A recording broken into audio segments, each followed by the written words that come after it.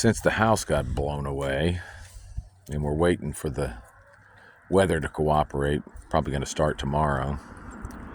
It's supposed to be a little bit warmer and not any wind. These girls and this rooster have gone in this old tractor at night, and then during the day we let them out to forage.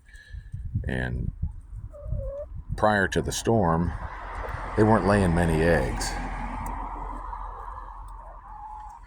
Now that they're able to get out and just go wherever they want while helping,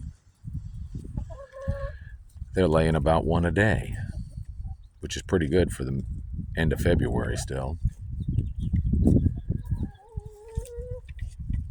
Good egg producers.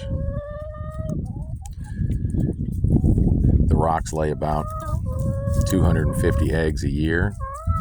The Brahmas are good. They do about 220. The breasts about 200 a year.